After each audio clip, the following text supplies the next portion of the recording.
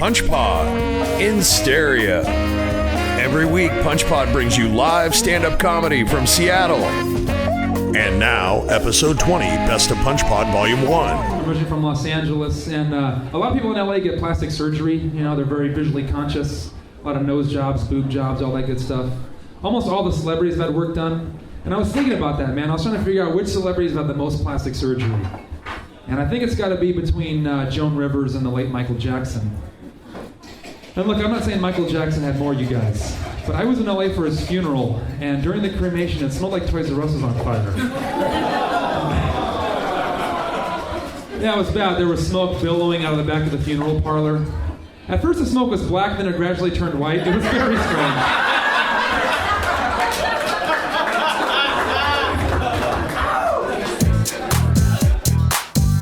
I have a lot of friends who are having babies. I have one friend, he and his wife, they had a baby and they did it at home in a water tub in their living room.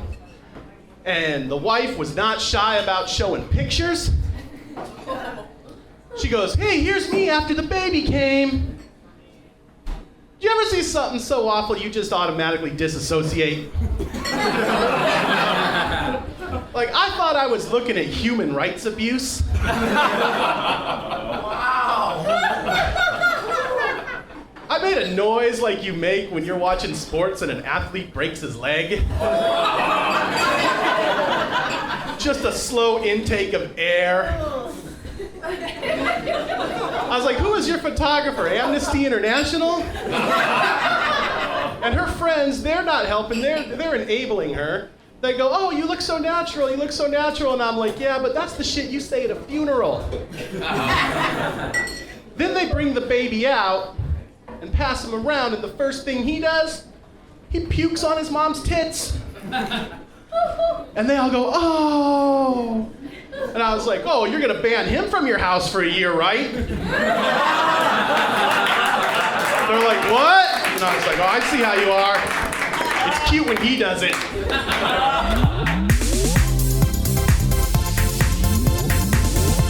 I embrace my fag hagness. I, like most fat girls, was assigned a young gay man in junior high school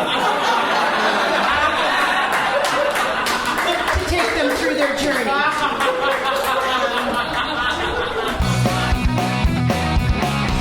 I've dated some crazy ladies, which is appropriate, because making love to me is like being in a padded cell.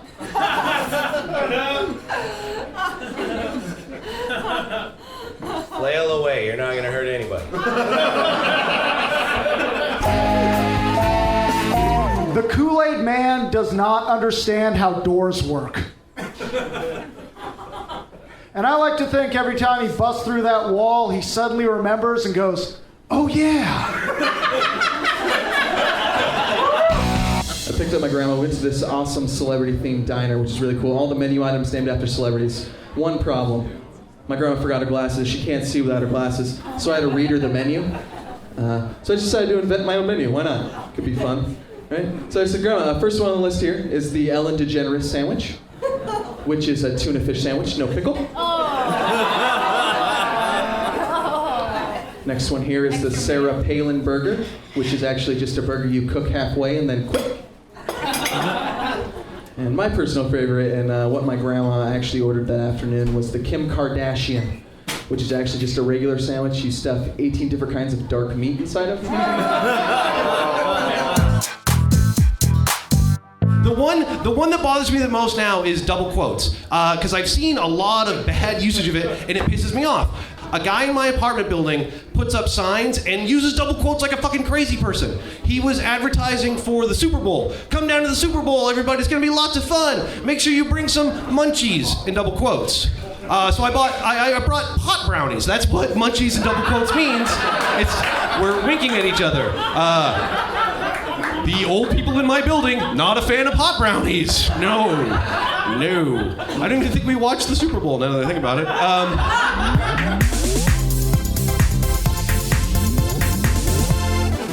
Like, because women never, like, they drive me nuts. Like, for one, women are very detail-oriented. Like, women like details, whereas guys, we just want an overview. Like I was telling my buddy this story the other day. I go, Sean, check this out, dude. The other day I was at the mall with my buddy. I see this guy coming out of the store. He got hit by a car. It was fucking crazy. And Sean's like, yeah, that's it. We're done. I tried to tell the same story to my friend Stacy. Holy shit. Stacy, check this out. The other day I was at the mall and I said, well, hold on, wait a second. So what day was it? Like, fuck, I don't know, Sunday? So Sunday, I was at the mall with my buddy, and I see this go, hold on, pump your brakes, I got questions. So what mall was it? Fucking South Center. So Sunday, I'm at South Center with my buddy, and I see this, hold on, well, which buddy were you? Fucking Ryan. Oh, how is he? How's his wife? Who gives a fuck? Let me tell the story. Fuck. Sunday, South Center, Ryan. I see this guy coming out of the store. Well, wait, what store is it? I don't know. Fucking Shoe Pavilion. What are you, the police? Are you doing a police report? Are you fucking Riddler? You know what? Nothing happened Sunday. Fucking nothing. I just stayed at home. It's so fucking aggravating. It drives me crazy. If I had a nickel for every time someone told me that I had OCD, I'd have $56.45.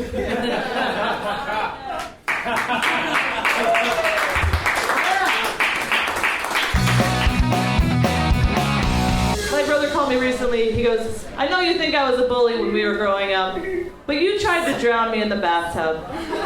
And it's like some people cannot let shit go. That was 2 years ago.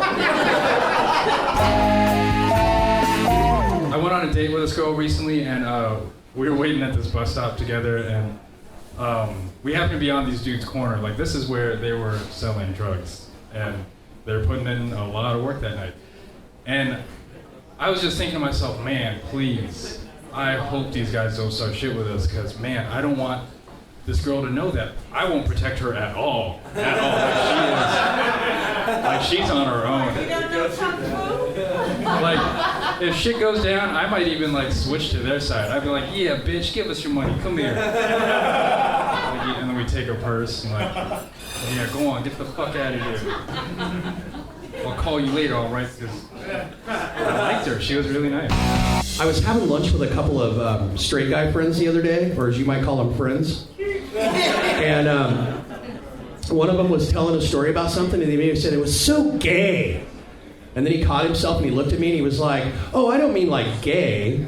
I mean like gay. You know the difference, right? And I was like, of course I know the difference, cocksucker. He was like, what'd you call me? And I'm like, oh, no. I'm not saying you suck cock. I'm just saying you're a cocksucker. You see the difference, right?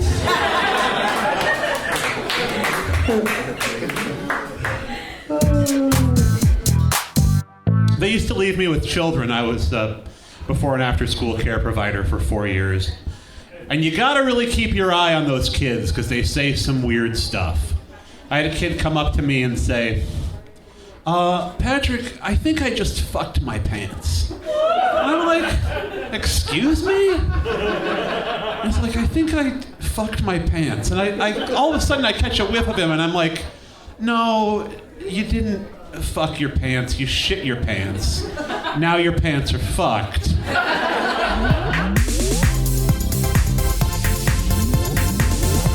Instead of that shot of Jaeger, I recommend you just have a safe sex on the beach. You know? You ever had that? Have you had that drink? It's just juice with no alcohol. That's what I recommend. Have you ever had a crying masturbation on the beach? Have you had that drink? Of course you haven't. That's just a sad personal reference.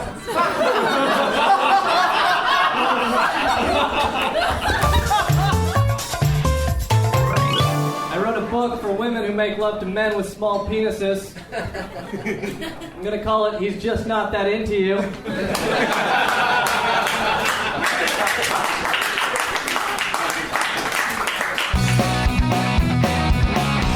So I went to a garage sale down there, and they had the guy had porno tapes, VHS tapes for sale. And so I called him over because I had time. I said, well, what's wrong with these tapes? And he said, there's nothing wrong with them. He said, I'm done with them. I said, really, you're done with them? I said, how do you know when you're done with a porno tape? And he looked at me like I was from Washington. He said, well, it's like any relationship. He said, if you put the porno tape in the VCR and you're jacking off or you're thinking about a different porno tape,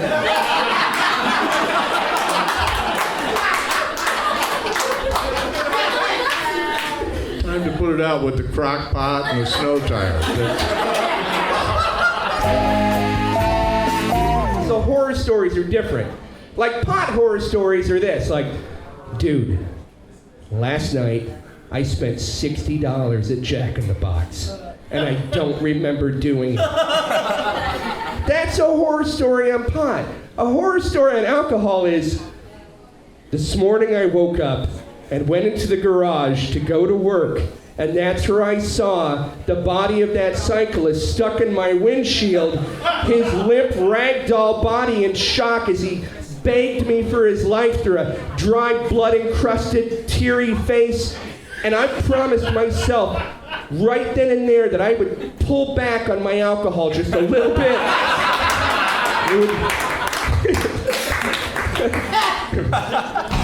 Hey, do you guys know that rap icon Akon is an ex-con? He's actually going to move to Yukon to start a farm where he's going to grow pecans. That's my new hobby. It's just a letter of the alphabet and then a single syllable. You know, like, oh, my friend Eunice likes Venus, anus and penis. Don't have a sentence for that one, but I don't need it. There's a show on television called How I Met Your Mother. So you'd think it's a story about this guy telling his children the romantic story about how he met their mom. From what I've heard, it's not that at all. It's just this guy's hilarious sexual misadventures he has before he meets their mom. It's kind of a creepy thing to do to your kids. Oh, sure, kids. I'll tell you about how I met your mom. But first, let me tell you about all the whores I've banged.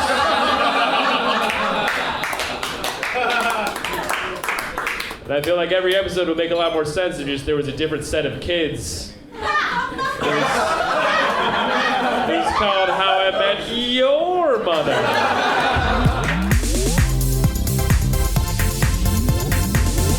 Here's a song lyric that has kind of puzzles me. It's from the Steve Miller Band's song Rockin' Me. Here's the second verse. I went from Phoenix, Arizona, all the way to Tacoma, Philadelphia, Atlanta, LA, Northern California, where the girls are warm, so I could be with my sweet baby, yeah. What the fuck is Tacoma doing on that list of cities?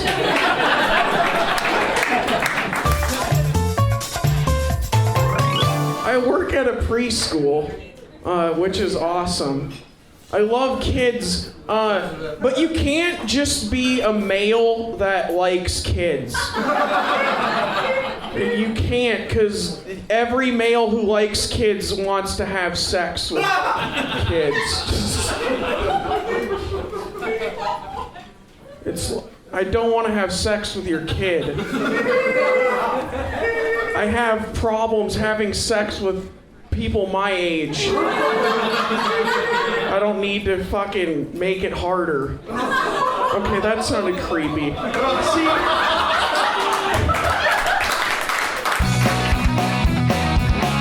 It's not a real dragon, by the way. That's a facade.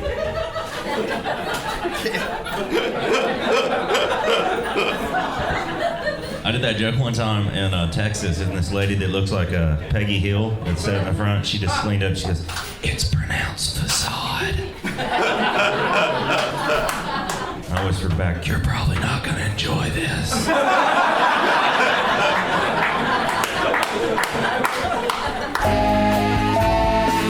I understand why roses are romantic. I do not understand why rose petals are. To show my love for you, I got you something beautiful, and then I destroyed it.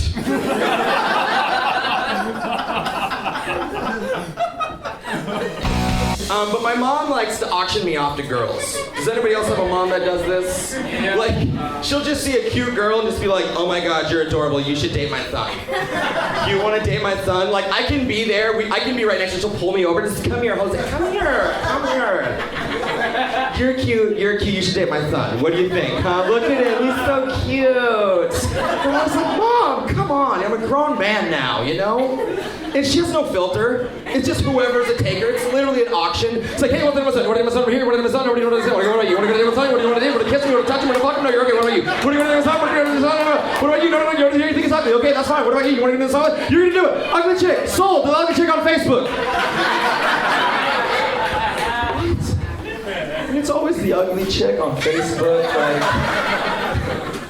And it sucks though, because especially when she puts me on the spot, I get really shy. Like, you wouldn't think so, but I really do. I turn into the cowardly lion. It's like the same thing. The girl's like, well, can I get your number? Or you have a Facebook? And I'm just like, oh.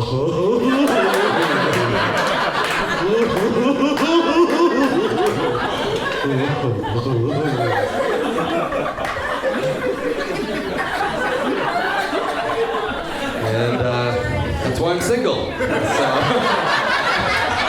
Now we get it. She's like, oh, he's retarded. I didn't get it at first. Good luck with him. Very sweet.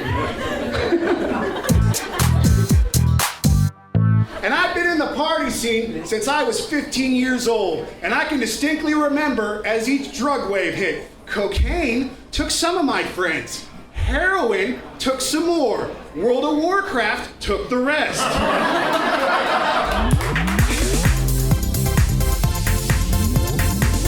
I was watching Fox News. They bringing back the old trickle-down theory from the 80s and stuff. Well, what you want to do if you want to stimulate the economy, you give tax credits to the rich, and you give money to the rich, and then they would spend money, and it would trickle down to the poor. I was like, yeah, if you're a prostitute. That's bullshit. They should try something new called the trickle-up theory. That's where you give money to the poor people, and we would stimulate the economy because poor people, we spend money on stupid shit. Like gold teeth and rims on our car, healthcare.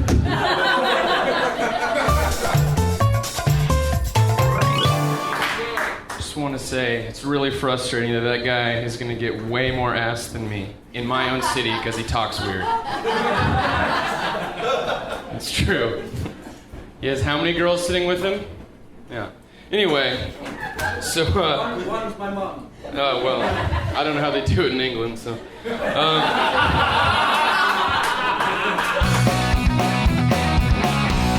I'm from Georgia, and before I left, I saw an article that just it captured my imagination. It went a little something like this. It said, "Man caught in woods, arrested for fucking bears." Yeah. Think about that for a second. I practically skipped to my roommate. I was like, "Dude, did you hear about it? A guy was caught in the woods having sex with bears back where we lived. Isn't that crazy?" He looked up at me all apathetic, like, "Yeah, what a homo." Which confused me, because I'm just like, I told you a man marched his happy ass into the woods and had sex with a 500-pound mammal, and all you can think to do is question his sexual identity? Because I don't mean to brag, but I've done some fiercely heterosexual things in my time. But I've never gone into the woods and raped a bear. And short of doing that, that's not the kind of guy you want to start just calling names, you know? If he can rape a bear, he can rape anything. Punchpaw is recorded live at Punchline Fridays and Tuesdays in Seattle. Tonight's episode starred James Milton, Jason Go, Peggy Platt, Owen Straw, Paul Barak, Anthony Calderon, Douglas Gale, Jay Hollingsworth, Peter Williams, Riley Newton, Wilfred Padua, Rick Taylor, Patrick Delmore, Abby Drake, Sean McCarthy, Hennigan, Derek Sheen, Tanner Hodgson, John Ozale, David France, Jim Stewart Allen, Billy Wayne Davis, Parker Postini, Jose Bolaños, Robert Lackey, Tony Daniel, Evan Morrison, and Billy Anderson. This has been Punch Pod. Find more at www.punchlinefridays.com. And thanks for listening. I'm your announcer, Clint Torres.